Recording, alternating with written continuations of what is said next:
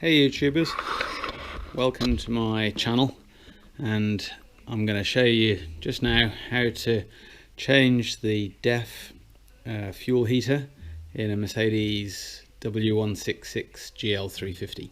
It's 2014 model year. Okay, so first off, get the car jacked up nicely on safety stands, chuck the wheels and take off the right rear wheel on a right hand drive car. I'm not sure how that is on a left-hand drive car, and I'm going to take you through the steps of how we drop the DEF tank and then you change over the DEF heater. Okay, so I'll only do the videos on the bits that are really interesting. So first of all, you've got to take out the wheel arch well. Okay, sorry if it's a bit dark. First of all, you've got to take out the wheel arch liner. At the back here, if you've got a mud flap, you need to take out these 3 or 4 little small scrivets. There's a screw there, there's a screw there behind the rear strut, there's a screw there over the, in my case, airbag or your spring, another screw there, and 2 small little pop pushers there, and finally 1 screw up here. I'll just get those taken out first. For these little push pins, you get one of these plastic or metal tools and just get behind the rivet that's in the center, pull it out and then pull. It should come free pretty easy. Show you that again.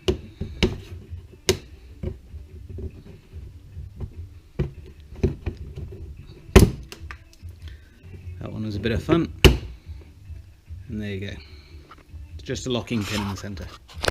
Okay, let's get these bolts whipped off. That ones are threaded maybe M6. These are plastic nuts.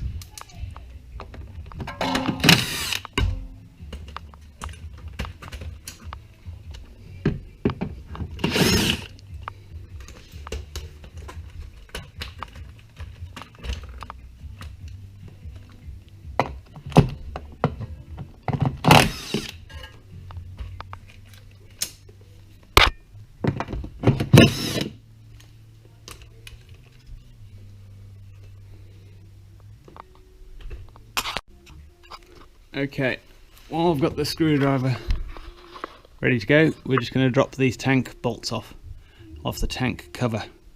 This sits under the car, and there's 6 of these, just the same as the wheel arch liner. Just little plastic bolts. Okay, we'll just get that lifted out of the way. Put it off to one side. I'll just put the 6 nuts in there, just for now. Okay, again while we're down here, we're just going to loosen the tank saddle bracket. That's this metal bracket here. Just see if I can shine a bit of a light on that. Should be able to see there's a nut there, and there's another nut over here on the front of the tank. I'm just going to loosen those 2 and drop them down. Just leave them on the end of the threads.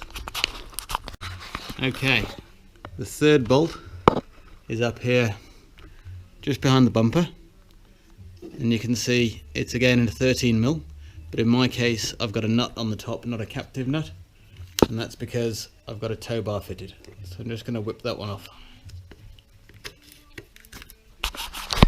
Okay, and moving to the front of the tank, the last bolt we're going to undo is this one here, which is just a threaded bolt. I'm just going to undo that one, and again just leave that at the end of the thread. Okay, now the tank's completely loose and ready to go. I'm just going to take out this wheel arch liner and show you the magic of what lies behind. Okay, I'm not even going to show you how much of a struggle that is. I'm sure you'll work it out. Okay, put the wheel arch liner to one side, and here you'll find the fuel pipe going up to the back of the fuel flap. You'll also find all of the pipes and the DEF fittings down here. I'm going to get some more light so you can see what's happening. Okay, so now you can see hopefully a bit clearer if I shine up there, you can see a couple of pipes. There's another nut we're just going to take off there, then all the hose clippings, electrical fittings, and right under there the pressure fitting. We'll get to that in a moment.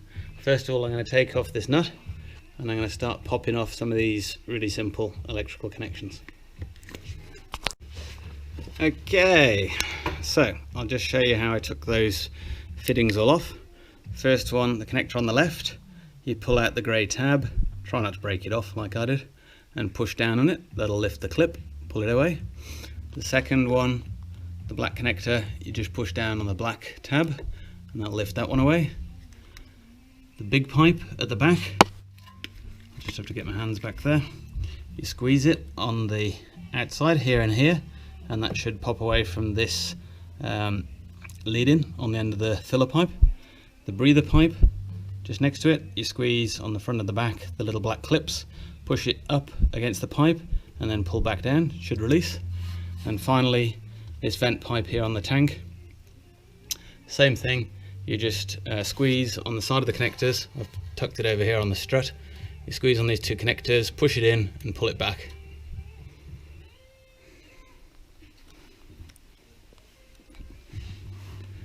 Okay,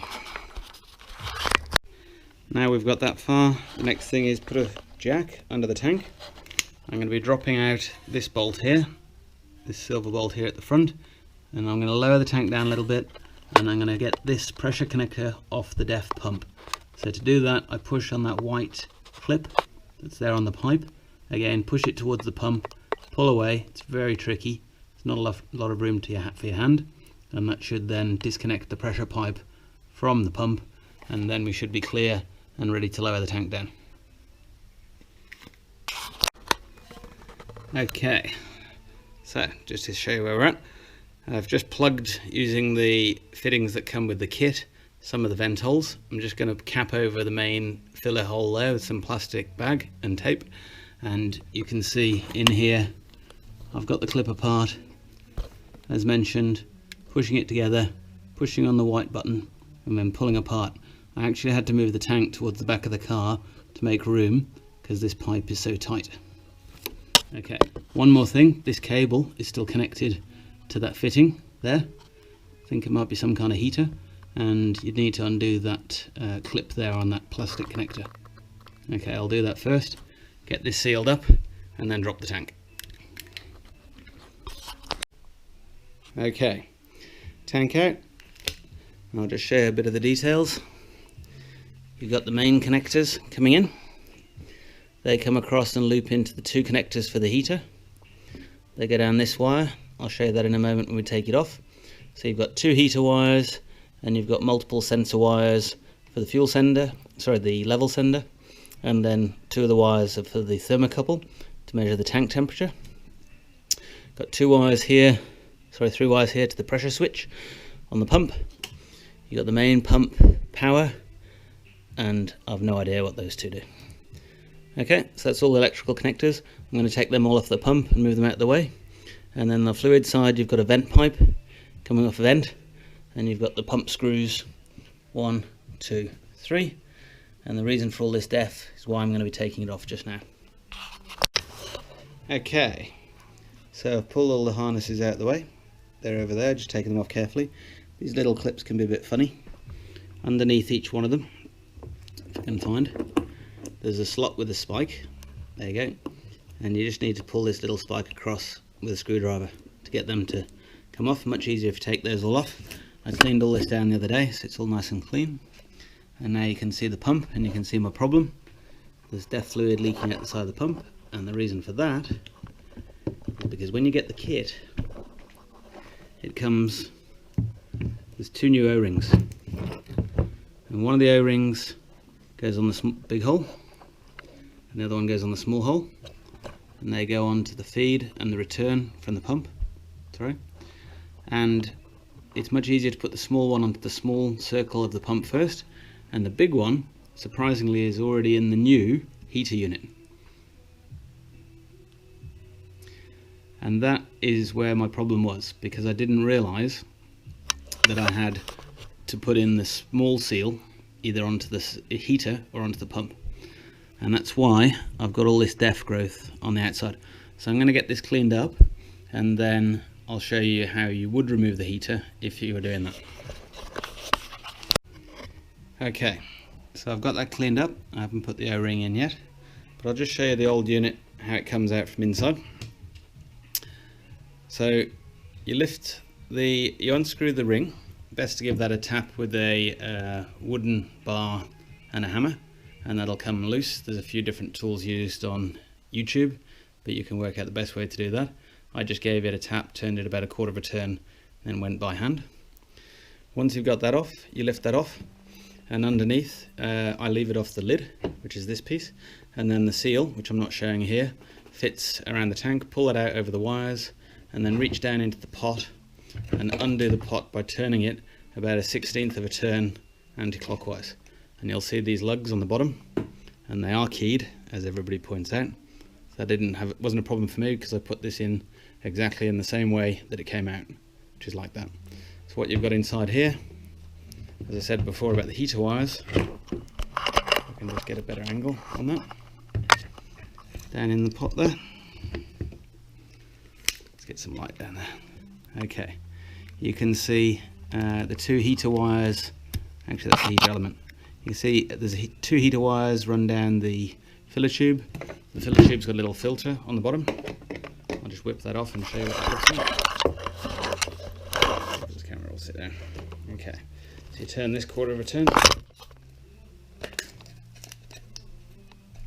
and pull, and you can see that comes off, and there's the filter. My filter is pretty clean. That's the filler tube, and in there is also the thermocouple measuring the temperature. So my old unit apparently was reading high resistance, so I'm going to check that in a moment and compare the two. Okay, they're on the side of the senders for the sensor. So you've got 4 different stainless steel pins used for doing the capacitive level sensing, and then on the top you've just got those 2 wires coming out, the sensor wires coming out. The feed is the large one, it's a large circle, and the return is the small circle. The 3 bolts and the breather, and that's about all you get, which seems quite expensive. My part number for my car, I'll just show you quickly, was the Bosch part number F01C600244, but you need to look that up and get the specific heater sender unit for your car, and I'm sure you'll find that somewhere on the net. Now here's the thing, this is the resistance of the new heater, 2.8 ohms, 2.7, 2.8 ohms. Now let's just compare that to the old heater.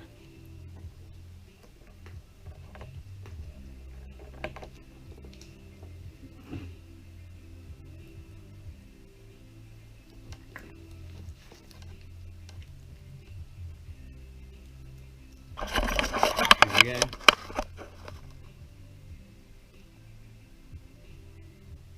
.9 ohms. Now I changed this heater, okay, 2.93 ohms. I changed this heater over because I was told by the dealer, or an independent dealer, that the heater had failed and the system was complaining. I won't tell you what I paid for it, but let's just say 3 hours to swap it over once, 3 hours to swap it over a second time because I missed the O-ring, and the cost of the heater, and the resistance is the same. Go figure. The tank back underneath, I've got it on the jack, just on the bowl of the heater. Got everything connected. Check everything twice. Don't forget the O-ring. Okay, I think we're good to go. Okay, the best way to get this back together is leaving off the back bolt and leave off the front bolt on the outside of the car. Put the saddle on the other side, lower the jack down until there's enough room here to get your hand through, and you can slide the tank backwards, push the connector together and slide the tank forwards to connect.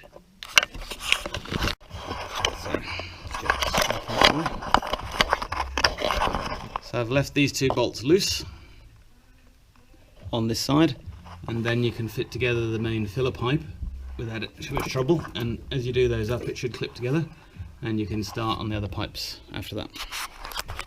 Bolts, and checked that they're nice and tight, and it's always a good idea to get in with the torch, just have a look around, check you did everything right, all the bolts are on, one is connected, vent pipes clipped in to that vent pipe clip just there, these two electrical connectors, always check them again, don't want any of that undone.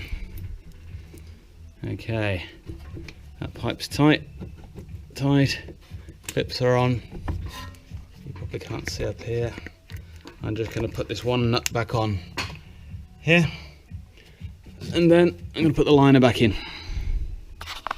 Just check the fittings, two little plugs, metal screw at the bottom, and all the plastic screws.